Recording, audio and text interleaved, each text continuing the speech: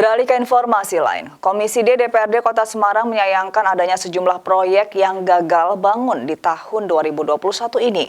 Apalagi proyek gagal tersebut lebih dikarenakan ketidaksiapan kontraktor sebagai rekanan. Sehingga para kontraktor yang gagal menjalankan komitmennya tersebut di blacklist dengan jangka waktu lama. Rombongan Komisi D DPRD Kota Semarang yang dipimpin langsung oleh Swasti Aswagati melihat langsung proyek tak rampung atau gagal bangun di Puskesmas Bulusan Tembalang. Para anggota Dewan ini tampak kecewa lantaran bangunan yang seharusnya selesai pada tanggal 28 Desember 2020 sesuai kontraknya ternyata baru tercapai sekitar 35% atau hanya struktur saja. Tampak bangunan masih dalam tahap pengerjaan struktur 2 lantai dan sejumlah material masih menumpuk. Melihat kondisi ini, sudah dapat dipastikan proyek 3,6 miliar rupiah tersebut tidak bakal rampung di tahun 2021. Padahal kontraknya 130 hari kalender atau proyek sudah dimulai sejak 20 Agustus lalu. Menyikapi proyek gagal bangun ini, Komisi D DPRD Kota Semarang sangat menyayangkan dan berharap pemerintah Kota Semarang mengambil sikap tegas dengan memblacklist rekanan yang tidak dapat menyelesaikan komitmennya tersebut.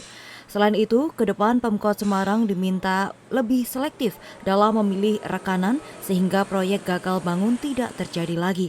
Sebab proyek gagal ini juga terjadi di sejumlah SKPD lain, salah satunya di Dinas Pendidikan.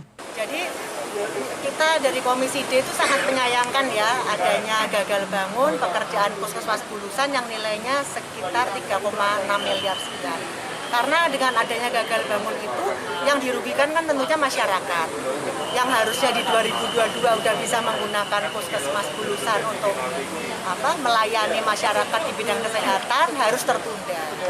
Nah, kita Komisi D ini kemarin juga, ini kan tidak hanya terjadi di Dinas Kesehatan ya, tapi juga di Disdik kemarin juga ada di SMP 10 ya, dan SMP yang di Gunung Pati, kalau nggak salah 41 itu juga gagal selesai pekerjaannya. Ini kita sayangkan lah. Ya kita tuh pengennya gitu, kalau udah seperti itu di blacklist, dan blacklistnya itu jangan cuma sebentar, 3 tahun. Nah itu ya blacklist itu 10 tahun.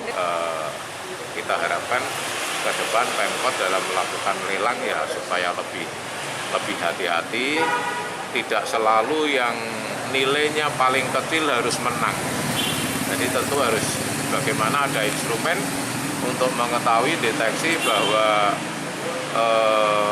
kredibilitas dari pelaksana proyek ini atau rekanan proyek ini betul-betul bagus sehingga mampu menyelesaikan proyek-proyek itu dengan sesuai dengan jadwal yang sudah disepakati. Sementara itu, kontraktor pelaksana pembangunan Puskesmas Bulusan CV Sahid Aditama mengaku pihaknya mengalami kendala dalam cash flow di perusahaannya sehingga tak sanggup menyelesaikan pekerjaannya. Faktornya cash flow, Pak.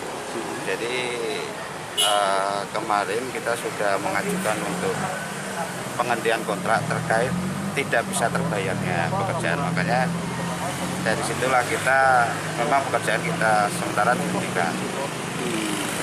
Ini sudah berapa persen, Pak? 35 ke atas. 35. Adanya proyek gagal bangun ini sendiri sangat merugikan masyarakat sebab masyarakat yang seharusnya mendapatkan pelayanan di tempat tersebut harus menunggu waktu yang lebih lama. Tutuk Carita melaporkan.